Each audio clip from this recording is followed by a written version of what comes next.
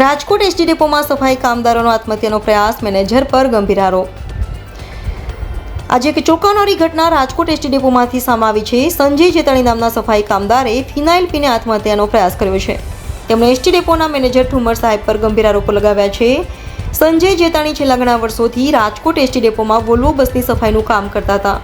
તેમણે આરોપ લગાવ્યો છે કે મેનેજર ઠુમર સાહેબ તેમને પાસેથી એક ગાડીની સફાઈના 70 રૂપિયા લેતા હતા। સંજય જેતાણીનો દાવો છે કે તેઓ 2015થી આ કામ કરે છે, પરંતુ જ્યારથી ઠુમર સાહેબ આવે છે ત્યારથી તેમની હેરાનગતિ શરૂ થઈ છે। સંજય જેતાણીએ કંપનીમાં સુપરવાઇઝર પર પણ આરોપ લગાવ્યો છે।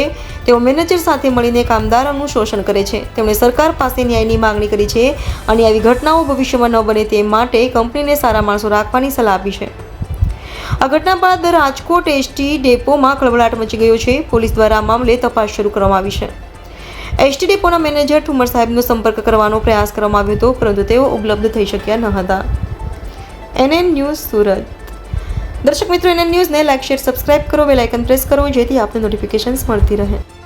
જય ભારત સાહેબ, જણાવવાનું કે હું સંજય જેતાણી, હું એસટી ડેપોમાં 2014થી નોકરી કરતો હતો અને છેલ્લે 3 વર્ષ પહેલાં આ નવા ડેપો મેનેજર આવ્યા ઠુમર સાહેબ, એને આવતા ભેગા જ સુપરવાઇઝરોને ભેગા રાખીને અમારું કામ, અને એક ગાડીએ 70 રૂપિયા માગે તો 70 રૂપિયા અમારે એક ગાડીએ કેવી રીતે દેવાય ને 120 રૂપિયા તો અમને કંપનીવાળા આપે તો અમારે એને 70 કેવી રીતે, તો અમારે શું 50 રૂપિયામાં એને કામ કરીને એને દેવાનું, અને કામ કરીને તે પણ ડેપો મેનેજરને પૈસા દેવાના અમારે।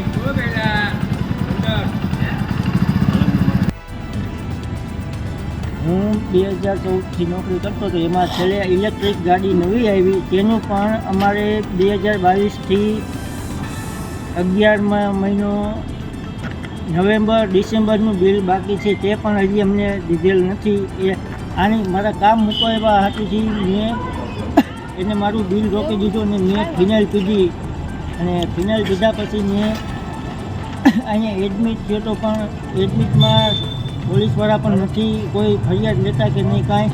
પોલીસે મને ફોન કરીને કીધું કે હમણાં 10 મિનિટમાં આવી, એની બદલે અત્યારે 8, 8:30 વાગવા આવ્યા, પણ હજી પોલીસ એક પણ આવી નથી। અને